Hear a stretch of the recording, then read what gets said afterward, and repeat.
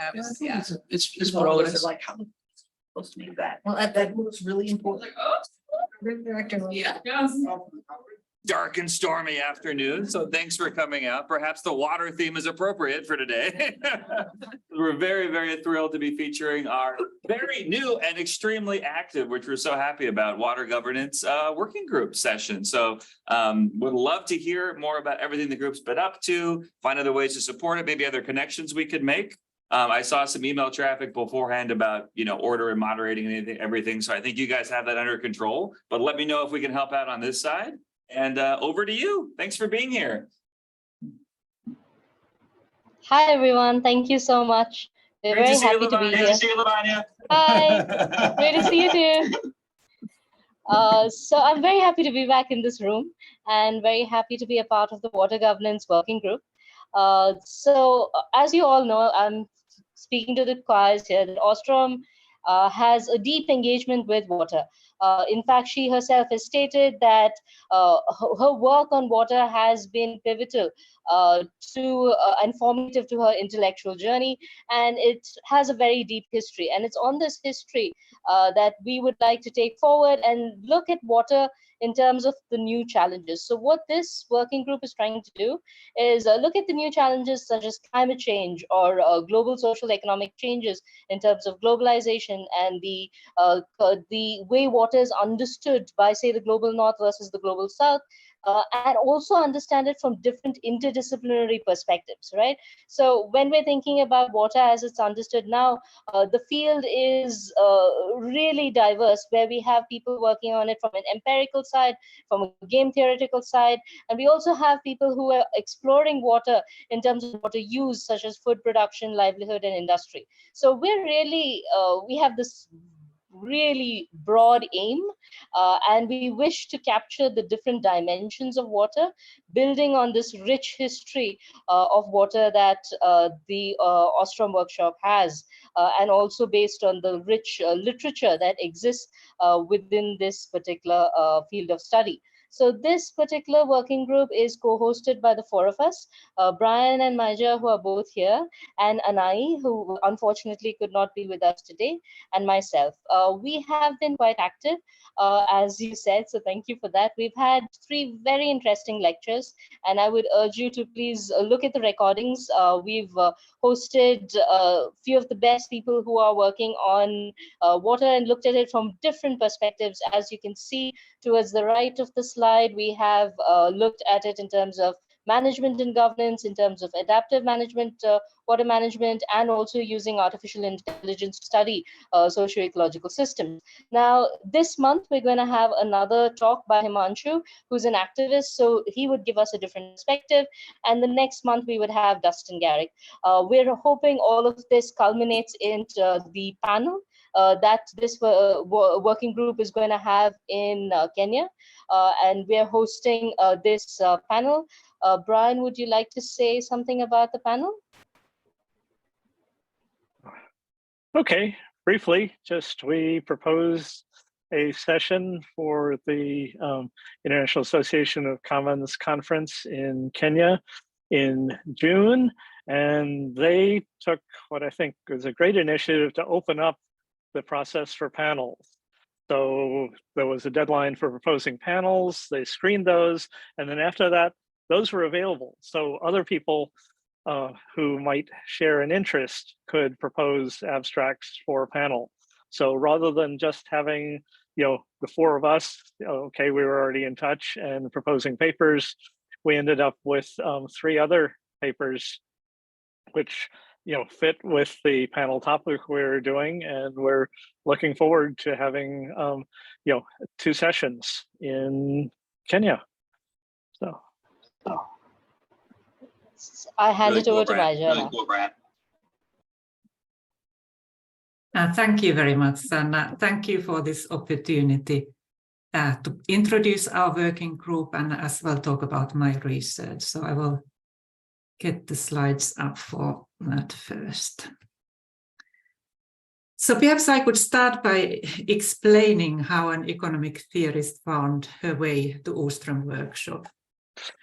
So I have a long-standing interest in cooperation and shared ownership, both for private goods and public goods. And when I was working on models of public goods, I found that there was this unusual shared ownership, which I later understood to be common ownership, that works pretty well in difficult conditions. So I started to look around whether this result matches with any empirical evidence or cases, and that is how I came across to Lynn's work. That was in 2009, at the very time her work became so well known. So I read about commonly owned grazing grounds in high altitudes, where it is difficult to increase the value of the land. And I got particularly interested in irrigation systems in Nepal and Philippines, and again read how they require considerable maintenance. So again, difficult conditions, just as my results were indicating. Then I attended Lynn's public lecture in Oxford, my only long distance encounter with her. And that was actually just a couple of months before she passed away. Since then, my interest in irrigation systems and water governance has grown further. And today I'm presenting a paper aiming to analyze the effect of climate change on cooperation in water governance. As for our working group, as Lavanya just explained, actually the bulk of the presentations, because we have had it, are within the polycentric approach, but we are also bringing further tools on the table. Joel Leiber just presented his research on artificial intelligence, and my work is in economic theory. So I think in this audience, I don't need to further convince that local commons can work well. So my interest is particularly in the maintenance side of the commons and the potential free riding in it. The stylized facts there are that it's the difficult commons that tend to be successful when we talk about cooperating in maintenance. Grazing grounds where it's difficult to increase value of the land due to high altitude or thin soil, or traditional irrigation systems in monsoon climate that require considerable maintenance. So now, if difficult conditions are good for cooperation, might this have implications for climate change? Because climate change will make conditions more difficult. Could it be that that actually improves the incentives to cooperate in local commons? So that's my research question. I have a model where there are two agents investing or maintaining an irrigation system. So if they just interacted once, they would, and each of them would be maximizing their individual utility, they would end up free riding. And we would have a poorly maintained irrigation system. So kind of a tragedy of the commons in terms of maintenance. But in fact, it's not the one-shot relationship, but the farmers or agents, they are in a repeated relationship or repeated games. And there they may actually be able to sustain cooperative maintenance, because there they are faced with this immediate temptation to free ride on others' maintenance. But then that is then needs to be outweighed by they need to think about the fine paid in the following period, because that's, of course, how often these local commons work, that they keep records of who turns up to maintenance, and there is a fine to be paid for that. And it's if that future fine, if they're patient enough, they think about that fine in the future, future outweighs, then that is what the mechanism to support cooperation. So it is possible, but now my specific question is that how does climate change affect these incentives to cooperate? So basically this trade-off between immediate temptation and its consequence. So first of all, I model climate change as a reduction in agricultural productivity. And my main result is that indeed more difficult conditions as I lower reduction in agricultural productivity, improve incentives to cooperate. But before I explain in detail where this result comes from, let me mention some empirical evidence. So there is a recent paper by Hasib where he finds that long-term water scarcity improves incentives to cooperate as per my results, but short-term water scarcity has actually the opposite effect. There is also anecdotal evidence from Kenya that in regions where water is relatively scarce, their water resource users association work pretty well, and less so when water is less scarce. And I would be very happy to hear any further empirical evidence if you are aware of. But if I then go to the specifics of the model. So in the model, there are two agents for simplicity, community of two farmers, making this investment Y in maintenance of irrigation system. So the value of the irrigation system depends on both of their investments. And the investment is costly in terms of time taken, effort, resources. And now where the climate change comes is in reduction of agricultural productivity, which is these parameters alpha and beta. So either the value becomes less responsive to investment, which is lower alpha, or the costs become more responsive to investment, higher beta. The results actually depend on just their ratio. So it can come from the value or the cost, but I call that X. So X is the, let's say, agricultural productivity. So high X is high productivity, and therefore climate change would be reduction in X. So then if we talk about ideal cooperation, so what about if these two farmers come together and they maximize their joint surplus, they take into account the value of the irrigation system to both of the agents, so that's why there is the two, and take into account all their investments costs. So that's how we get this first best investment, which is like the ideal level of cooperation that's best for the whole community. But of course, that can be hard to attain. So another benchmark to think about is that, well, if they interact only once and each agent just cares about their own utility. So now they maximize the value of the value of the irrigation system to them, to just himself and minus the investment cost, then they are going to choose an investment level that is lower than the cooperative one. So they are ignoring the benefit of other agents and free riding to an extent on their investment. But the reality is that it's a repeated game, then they may be able to do a bit better than that. So they may reach this cooperative investment, which may be the ideal Y star, but at least it can be more than what they could do in that completely non-cooperative setup. And the reason why they may be able to reach that more cooperative outcome is that there is a consequence for free riding not turning up to the maintenance activities. So if they don't turn up, then there is this fine F that is then paid to the community in the following period. So therefore it is, they are willing to, so cooperative investment is self-enforcing. It means that they are willing to do it without this, if the kind of the consequence of the fine is more than the immediate temptation to deviate. So the immediate temptation is how much they can increase their payoff if they decide to free ride on the other's maintenance. And then the discounted value of the fine depends on how much they care about the future. So if their discount factor is high, they are patient, they care about the future, then that future fine is going to be costly for them. So if the discounted value of the fine is large enough, then they will willingly cooperate. They turn up for the maintenance activities. But then the fine is, there is no formal institution to enforce the fine here. So also the fine needs to be self-enforcing so that they are willing to pay it if they were to free ride for once.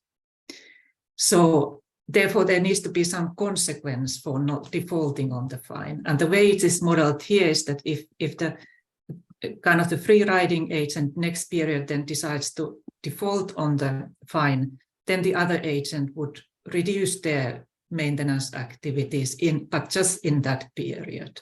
So in reality, it may not come like right away, but I mean, if there is widespread free riding and default on fines, it would affect the level of cooperation. But for simplicity, it's just if they don't pay a fine, then immediately there is this for one period reduction in the investment of the other party. And then we can find that that they are willing to pay the fine if the fine is not too high. And it is limited by the value of the relationship. And the value of the relationship is the difference between their cooperative payoff and their punishment payoff, where the other party is choosing lower investment, because the only way they get back to cooperation is by paying the fine. So fine is bounded by that.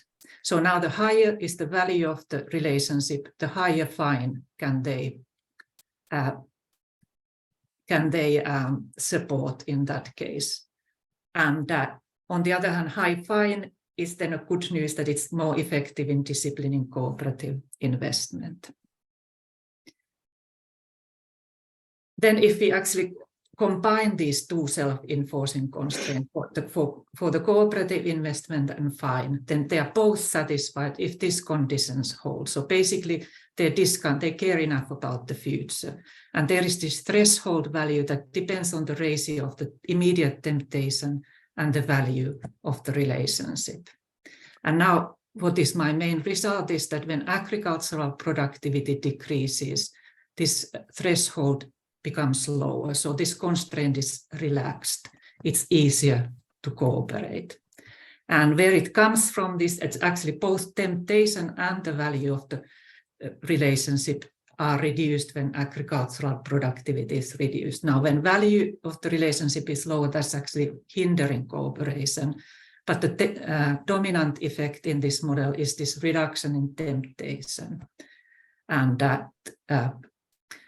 therefore, actually, the overall incentives to cooperate are improved. So here is this figure. So here, this is the delta bar, the threshold value. And we have X, the agricultural productivity in the horizontal axis. So the more productivity, the higher is this patience requirement. So if the agent's delta, let's say it's 0.4, then up to this level, for these lower levels of X, lower productivity, they are able to cooperate at the ideal level. But once if X is higher than that, then they are no longer able to cooperate at the ideal level. But they can still, if they just reduce the kind of degree of cooperation, they can they don't reach quite the Y star, the ideal level, but they can still reach something better than the non-cooperative level. So this green curve here shows what is the minimum degree of cooperation. Even for X, the most effective technology, they can cooperate a bit. So here in this, so if you look at, so in this part, so they can cooperate in the ideal level. But when they cross this point, and if X is increasing, then they have to just reduce, get further away from the ideal level. They can cooperate a bit. So now if we bring climate change to it, and I'm modeling it as a reduction in X. So if we start from this, let's say here now, and there is a reduction in X, that means that they can actually, the degree of cooperation increases. They can get closer to the ideal level of cooperation. So even the climate change will reduce surplus, but it's somewhat mitigated by being able to cooperate better and getting closer to the ideal level. Whereas if we start from this less effective level, they are already cooperating in the ideal level. Now, if there is a reduction in X, it's going to have a full hit on the surplus. I mean, they are already cooperating as well as they can. That can't improve. So the only effect is just the reduction in the surplus. And yeah, so that is basically, that's my main result. And so obviously this is a simple model. There's a few things important. I want to very soon introduce it, appropriation. So I've been only talking about provision and also the the level of stock of local commons. But I think I will finish there, and I'm looking forward to the discussion. Thank you everyone for listening to us. So now we open it up for Q&A, both in terms of Maja's presentation and any questions about the group itself. Make this minutes a little better. Yeah, so we have one to start off, but I'll be monitoring online as well. Okay, so please chime in. That was terrific. Yeah, Gustavo, please kick us off. Hi, very interesting presentation. So I was wondering if you, I assume that you will not get your result if you relied on standard trigger strategies and the standard fault theorem.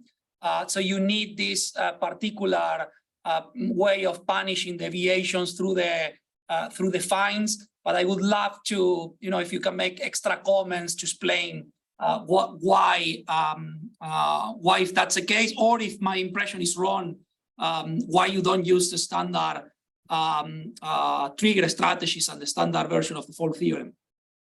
Right. So actually, that's where I started from my initially. So it does work with actually, what the surprising thing that trigger strategy and this fine, they gave the same result. And so, well, actually, I did it with the trigger strategy, but then I was faced with all this criticism, says that that's not how, local commons, so typically they renegotiate, they way back to cooperation. And so this is kind of more realistic setup. So the result doesn't depend on it. And the reason is that here, what I didn't show is that the fine is actually chosen so that it's what is the maximum fine that would be self-enforcing, and that has got exactly the same effect as if they would reduce the level of cooperation forever. Okay, just a follow-up. So that's very interesting. So it could be a kind of a very simple way of implementing whatever you can get through trigger strategies, that they have this weird feature that you have to punish deviations with never cooperating again, no? Exactly, yeah. Awesome. But in fact, you get the same result with just a simple fine, and if fine is not paid, just reducing for one period that investment, not forever. So I think this has got the more realistic features. Awesome. Thank you. Well done, Gustav. Yeah, no, good question. Yeah, Brian, please. Okay, in a sense, I'll follow up because I had the same sort of question as Gustavo did, and I'll just comment, as you're probably aware, there's actually lots more than grim trigger strategies of defect once and it's all over. And, so tit for tat, and then forgiving tit for tat, and the whole line of argument there, which again goes back to the folk theorem that actually, if we cooperate and get the benefits from cooperation across repeated games, we're both going to be much better off. The question is, how do we have ways of achieving this? And it sounds like Maya has looked at, okay, this is one particular mechanism in terms of fines and punishment to see how that would work, and to see what the dynamics might be inside that. So that's more a comment. And then my question, there is article by Norman Uphoff and some other people some years ago where they were looking at this question of kind of level of scarcity of water or and participation, and they actually argued that it was like an inverse U curve, that if there was lots of water or very little water, then either there was no need to cooperate or things got too difficult. And in that sense, if that U curve was there, if you were starting from more abundant water and water gets scarcer, you at the local level, you would see the effect you're talking about, even if the underlying relationship actually goes across a broader range where they argue there could be a kind of optimum in this upside down U curve, optimum level of participation in between, and then things would get worse. So I guess the two ways of getting at that, either whether your current model already has ways that incorporate those dynamics, or what are the implications if that's actually the underlying dynamics in terms of the relationship between water scarcity and the potential gains from cooperation? Thanks. Thank you. Thank you for these comments, and thank you very much for this. I am not aware of this empirical evidence. And yes, I can totally, that's, I like the results that actually it's the U-shaped. And now the reason why this is not yet in the model, I mean, that's one of the things I was mentioning, is I think that why particularly the cooperation becomes so difficult when it is like very scarce water, is that here, this is like a repeated game. So the kind of the structure doesn't change at all. Whereas those effects, I think, come when the level, the stock is reduced to a very, very small amount. That's when all the incentives to cooperate disappear. But I don't have this stock, that would be a dynamic game instead. So, and that is something I do want to look at. So my model is just the middle bit there. Thanks. Yep. Thank you very much. Brian. Other questions, comments? I have more, but I don't want to. While people are thinking, I'd say go ahead, Gustavo. Yeah. Bernie. I think Bernie has a question there. Let's turn to Bernie first. Yeah. Please, Bernie. The comment I'd make about following up on Brian is that the U-shaped curve, that's also been thought about in forests. When you have a real lot of forests, no one cares if you lose a few. If you have almost no forest left, it's hopeless. And then everything in between, you get concerned when you go from 30% forest to 20% forest or whatever. So that I like Brian's concept, and I can tell you that's been used in other places. Thank you. Thanks, Bernie. Okay, I think back to you, Gustavo. I was wondering if, given that you're in the business of expanding the model, so one idea would be to incorporate monitoring problems, no, which I think are very important, no. So the way set up the model right now, it's whenever somebody is free riding, you perfectly observe that, okay. And I was wondering, what if we add some uncertainty there, and we introduce the typical discussions in repeated games related to monitoring, but with this strategy, and then think about how this strategy works when you have some serious monitoring problems, no? Right. So I'm not necessarily thinking about that's not on my immediate list of doing things, and the reason is that I'm interested in the maintenance, and often as I've read from the literature, is that how the maintenance activities are organized is the community comes together in specific days, and they actually keep records. And what I read from Philippines, I mean, they have got, almost more than 100 years of these records of who attended and when. And so that's the one thing they can actually monitor quite well. That did somebody, did that household send someone able-bodied to participate in the maintenance activities or not? So of course so in appropriation, there is much more of a question of monitoring, and that's why my current view is that that's not so bad assumption to assume that they can actually observe if somebody doesn't turn up on those specific days to participate in in maintenance activities. I agree. It's good.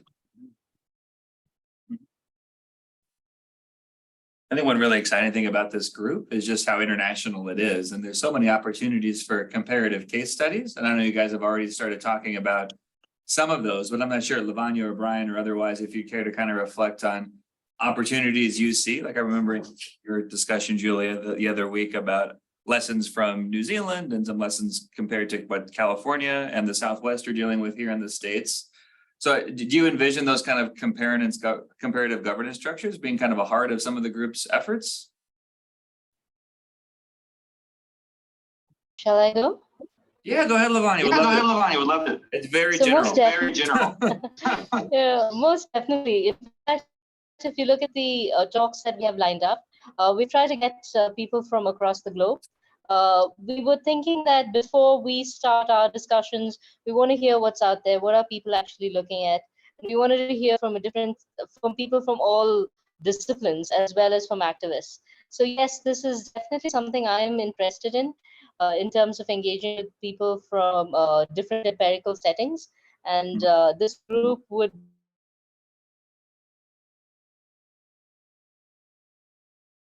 Sorry, Lavanya, we're having just a few connection issues, but I think we got the gist, which was very welcome and makes perfect sense to me. And that could be one thing we could brainstorm really quick as well, since this group is relatively new. If there's other, forums, if there's other, scholars who we can think of, or other ways to really try to loop in the expertise represented here and here with other communities. I mean, it's great you're going to IASC. That's going to be a wonderful opportunity to engage too. Obviously, we love water governance panels at WOW 7 coming up. I was just thinking of that. That's a pretty obvious possibility next year to organize something and reach out to a broader set of people. Absolutely. My guess is there's enough people that could even become something of a theme. So, no, please. I have a question about what is the boundary between freshwater and seawater, and if some scholars are interested in the ocean governance, how they join this group.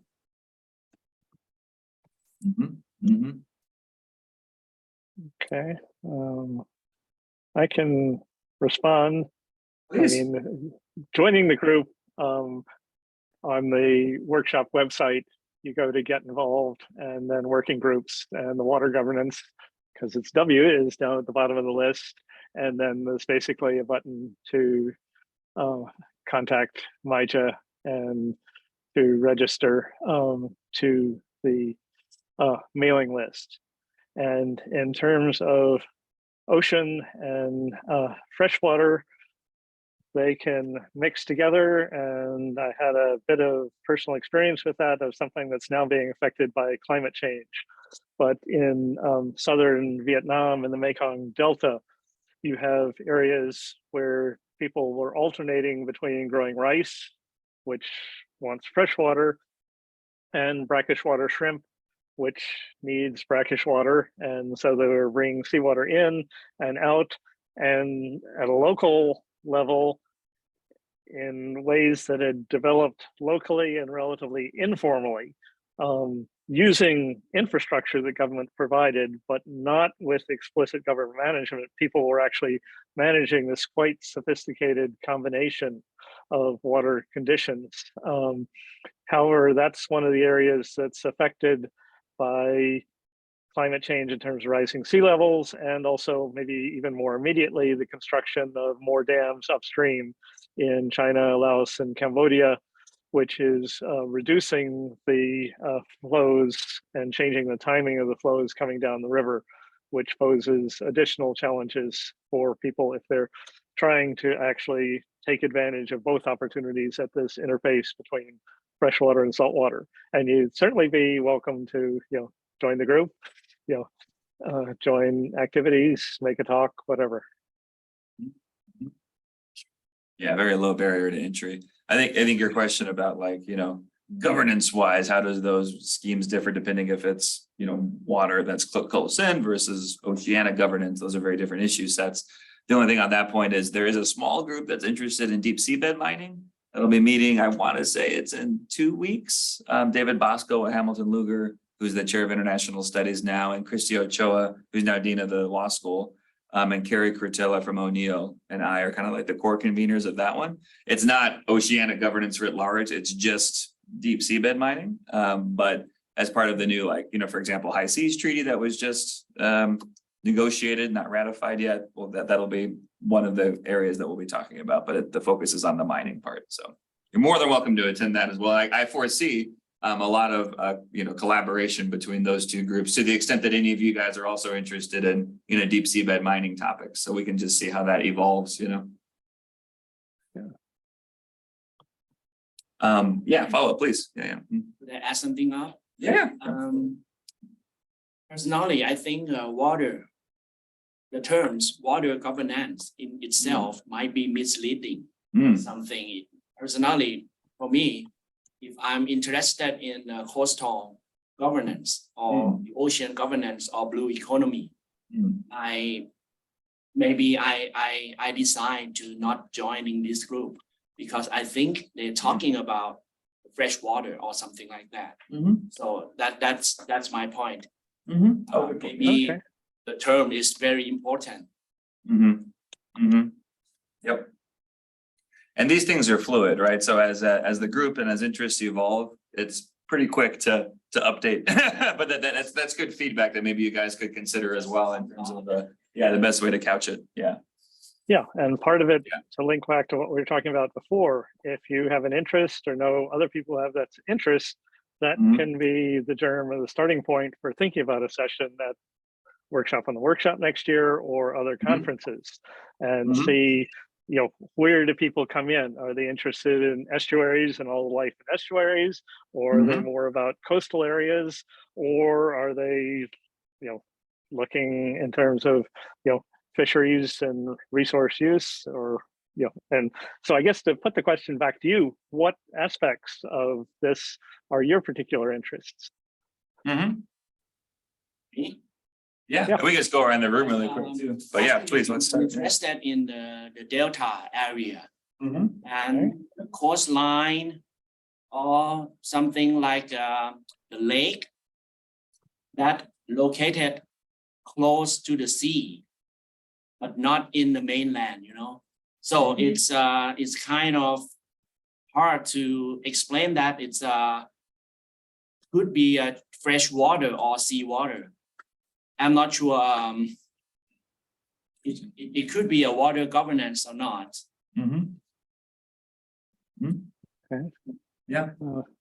There's a bunch of stuff in terms of deltas is one other term that gets also used to frame things. Many years ago, Francois Moll did a bunch of stuff, but there's also plenty of more recent work on trying to think about and understand delta areas, which are certainly affected by climate change, among other things. Some of which, national boundaries and other jurisdictions can intervene in deltas. Much more complicated. That's what you want is hearing me more. Sorry.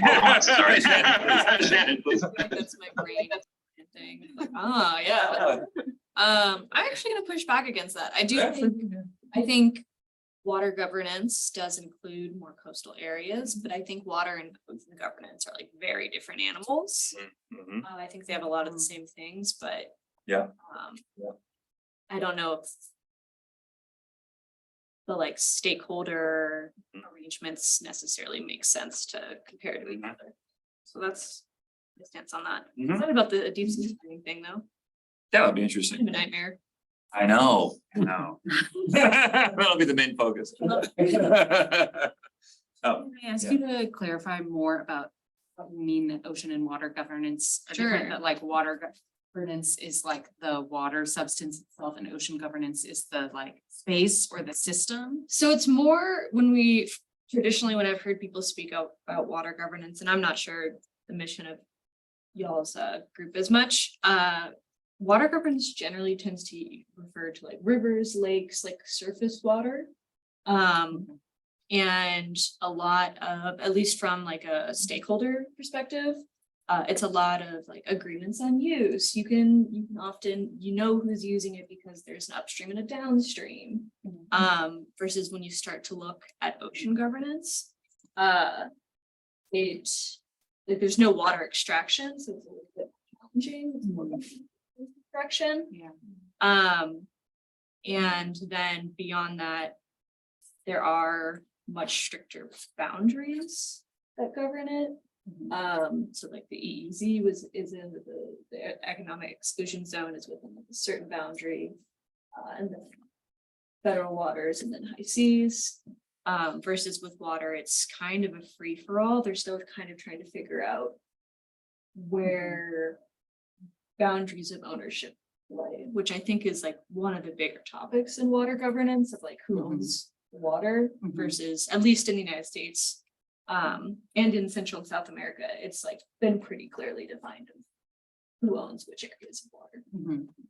That's interesting. As someone who doesn't study water, I would have sort of pictured a big tent of like, you know, someone who studies swimming pools would also be in water governance. Yeah. So it's interesting to hear this. I think it's a better way to describe it is like people that study marine policy very rarely study like water. Yeah. Okay. Julie, do you want to weigh in on that at all? Okay, that was awesome. Okay, all right, fair enough. Yeah, no, points well taken all around. Brian, please. You're on mute. Oh, I'm sorry, Brian. Yeah, we're still on mute. There you go. Yeah.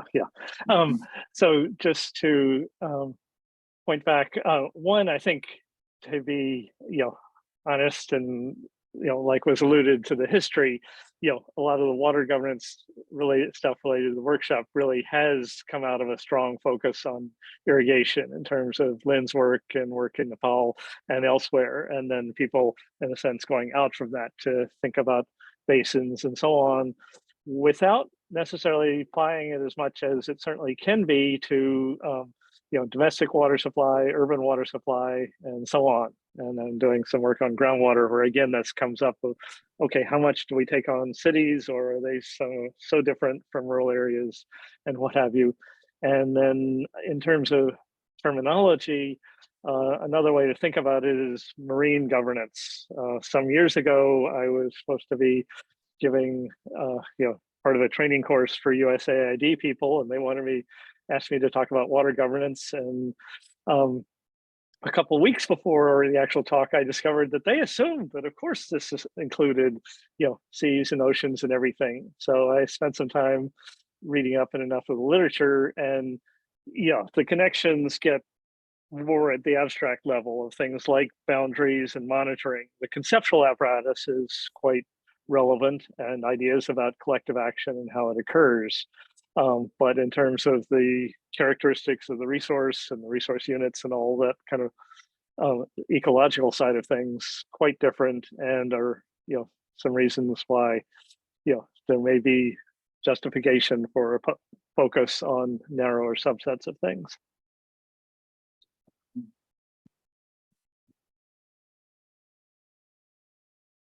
Other comments, suggestions? Can I go for the third time, or it's an excess? Please. Cut off. No, please go ahead. Yeah, so it's really an open question. So it's I was thinking about these different situations depending on the scarcity of the resource, that essentially, well, you have potentially this U-shape or inverted U-shape relationship. I was wondering if there is also a relation between different ways of managing the resource. It's like under severe scarcity or abundance, do you have situations like governments taking over and then essentially replacing users governing the resource, or incentive to privatize? So are you seeing things like this, like different ownership regimes changing, and not only changes within one regime, no? Or do you think that this could be something interesting to study? That is definitely something interesting to study. So up to now, I've been, my work is that I have compared different ownership structures, but for this one now, I wanted to concentrate on just this one effect, because they are quite subtle. And I've been thinking about that. I thought that whether it is then that when the water is very abundant, whether possibly privatization actually might work well in those situations. But that's a very interesting idea, that perhaps before we kind of, if it is so that cooperation, local commons work well kind of in that mid-region, then somehow that before kind of trying to avoid getting to that where cooperation will collapse, where water gets too scarce, then perhaps even before that, if government takes over or something, yeah, something different anyhow. And that's a very, very nice idea. Yes. And I would like to think about that further. Too. Brian, yeah, please. Steve, because I've also maybe been talking too much, whether Lavanya has any comments on any of this. But After you, Brian, after you. okay. I'll just mention one issue is scarcity and another one is scale. And Ruth Meinzendick has done some work, including coming out of concern with land governance, and in simple terms saying it, smaller scales, communities have more advantages as you get larger scale, either in space, then governments may play a stronger role, larger scale in terms of time, that formal property rights institutions may be more important for structuring incentives. And in terms of the current stuff I'm doing on groundwater, one of the findings does seem to be, to the extent that benefits and costs are more localized, then collective action is easier and more likely, which would fit within that kind of framework that Ruth has proposed. Thanks. Thank you, Brian. Yeah, Lavanya, please. Yeah, Lavanya. I would like to add to that. That's a really interesting question, and that's something that I'm very interested in studying, mainly in the context of India. So looking at it from a political ecology lens, which I do, one thing that I've noted is that scarcity is constructed. This is something I'm really interested in looking at in terms of both small scale irrigation, and I'm currently starting some work on freshwater aquaculture in terms of shrimp in a very scarce region where there's very little water available. Unfortunately, you're going in and out a little bit, Lavanya.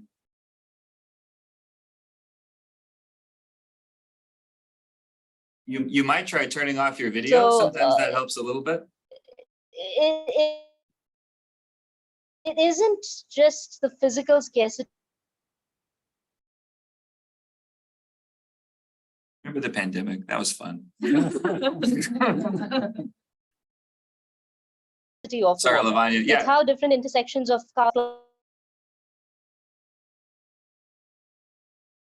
class and gender also play out. That then defines when the internet is really bad today, despite. Can you hear me now? Right this second, yes. Can you hear me now? Sorry, Lavanya. Yeah. What I'm interested in terms of this.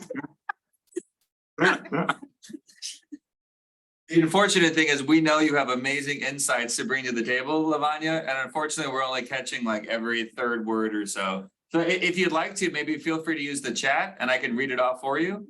I know it's not as much fun, but I'm sorry to shortchange. I just had one little quick thought, and I should have mentioned this earlier, but you guys know about the new children's book, which was a lot of fun to work on, Lens in Common Life. We're trying to do outreach to different age groups. The next one is going to be kind of a more tween style chapter book, because we got some funding from the IU Arts and Humanities Council to do that.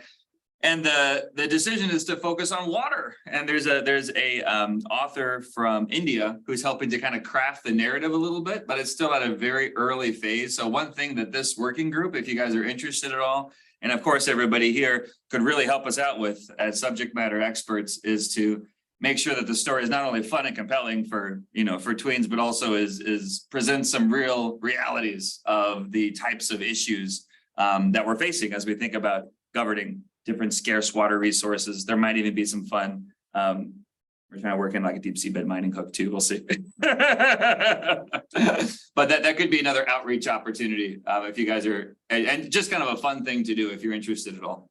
So like I said, it's a very early phase of that project, but. Cool, guys, other questions, other comments? Or maybe anything else from, Brian, Lavanya, if you can hear us. Anything else that you would like to raise in terms of questions for the rest of us, or it maybe topics you're thinking of or opportunities. Doesn't have to be grants, of course. Anything else that might come to mind that we can brainstorm a little bit before we close?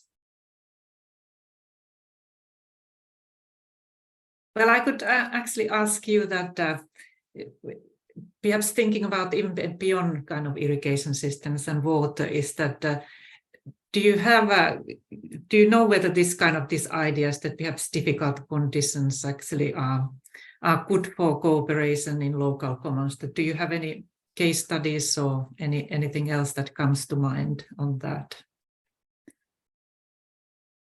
I just want to make sure I understood the question. So you're asking about different case studies for local common pool resource management beyond water or beyond water, such as any local so commons where this result or the opposite that sure. My idea is that perhaps difficult conditions make cooperation easier, but if that's the opposite also that I would like to hear. No, it's a good question, right? And that's part of the fun, right? To find these insights from seemingly disparate domains, but actually quite resonate well. But let's go back first and then Gustavo. And the short answer is yes, no doubt. And we can help with that, but yeah. I'm thinking about some case. It's very interesting. In Singapore, they use the seawater as a utilities for their people. It's effect to the users. The people use the fresh water, right? But they transform the seawater to be a fresh water. In this case, how you claim that it's the ocean governance or marine governance or water governance? I'm not sure about that.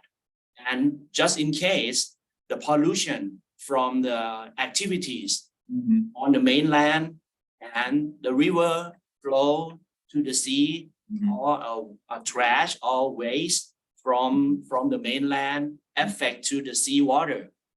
If someone do their work about that and how we claim as a water governance or it's the ocean governance, I'm not sure about that, but it's very interesting for this working group, and I would like to join, but I'm not sure about the actual focus on this working group. Maybe it might be not your research focus. I think you're seeing there's a variety of different research foci, so I think you'd be more than welcome. But that brings to mind a lot of different things, including like the Marine Mammals Protection Act here in the States. That's the thing that's responsible for trying to ensure that, dolphins don't get sucked up into nuclear power plants that are being cooled along coastlines. But desalination is another example. And there's obviously that's taking off in some areas more than others around the world. Israel comes to mind as well. Saudi Arabia obviously had huge investments. So that's an interesting, case study for how that's being managed, country to country. But Diego, maybe, and then if you want to, Gustavo, you can help round us out. Yeah, probably another that happens in Colombia is with the Bogota River. Bogota River as the capital should be like a very clean kind of river and all of that. But as soon as it's entered to a specific population called Villa Pinzón, where all of the cows, leather and all of that is made, they already gave pollution to the river. And in that case, it's like a free rider element because they are taking advantage of that. But because the river continues, then different kind of cities are in charge of this governance. And therefore, at the end, when it arrives to Bogota, Bogota is trying to help, but actually the governance should happen at the beginning because it's where the problem happening. Therefore, probably specifically about your research where you were saying this kind of punishments and fines and well, they have tried to implement all of that, but it's not working. For probably some other kind of reasons there that probably could help with your research. Thank you. That's interesting. That's a really interesting one. Thank you, Doctor. Gustavo. Just a brief comment. So with Jessica Steinberg, we are working on trying to put together some databases on governing different different resources, and there are some available. So Bernie, you probably know about forestry for sure. But I think still it's kind of an open question to what extent different strategies to sustain cooperations in different resources are different, or they are just, or some things are more used in some resources and less in others. I think that to some extent, Eleanor's attempt in governing the commons was to try to track all the common features, and using examples from very different areas. But again, it could be a very personal view. It's still not a completely settled issue. It's and from my perspective, there are some idiosyncratic issues in each resource that essentially translate into different strategies to sustain cooperation. So, but it would be awesome if within water, or start connecting also with other resources, you can say something about when these type of strategies are more used, when other types of strategies are more used. That I think would be an awesome contribution for the research agenda on governing commons in general. Yeah, and I've been thinking because my focus has been more on the maintenance, so maintaining. So it's not in all the fisheries, and it perhaps or not so important, but like land and irrigation system, perhaps forest to some extent. So I've been kind of looking those, and I thought in them, though they are very different also in many ways, but one can find these kind of common features, and perhaps some simple model can capture elements of all of them. I'll add very quickly, in terms of other resources, rangeland, and there is work, people arguing that especially boundaries and the design principles about boundaries actually don't explain things so well as in rangeland in terms of people's strategies for dealing with the unpredictability of when pasture is available, and therefore the importance of having connections, being able to go lots of places. So that's a very different kind of resource.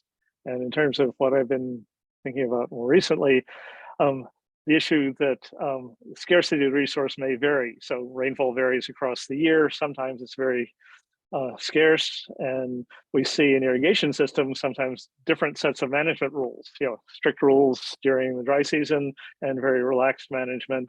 And I've been starting to try and think about some of that in terms of more formal models of social dilemmas. And that links to the paper by Dan Cole and Peter Grossman, where they say, the hardens pasture may not be a prisoner's dilemma, it may be a stag hunt, and the implications of the different underlying incentive structures, which again may vary over time and involve uncertainty and changes in resource abundance and changes like in feasibility of monitoring or sanctioning. Well said, Brian. I just wanted to draw attention to Lavagna's chat as well, because that was a really good contribution too about how scarcity of water, if you can't read it in India, it's obviously a huge issue, but we have to take into account that how water is constructed. You realize it's not just the physical scarcity, but also how caste, class, gender, and race interact and determine scarcity, right? So that broader context is so important. You're absolutely right. My other quick reaction, Maja, was just if you were interested, feel free to email me. And if you're not already, I can connect you with our librarian. There's a lot of other things as well, but Emily Castle, she can help with a little lit review from the Digital Library of the Commons. And I also did a quick search on the SESMAD database. And I'm sure, Brian, you're already familiar with that. But Maja, just if not, SESMAD has a number of cool case studies. It looks like a lot of them are related to water, fisheries, marine sanctuaries, some national parks. So that could be another resource to look to as you guys are thinking about maybe some next steps. But maybe for now, since we're out of time, just a big thank you to the group for letting us know more about your work, and really excited, happy to support it any way that we can, and hopefully you got some new recruits as well. And thank you very much for this opportunity. It's been great. Likewise. No, thanks for all your excellent work, and look forward to seeing you soon.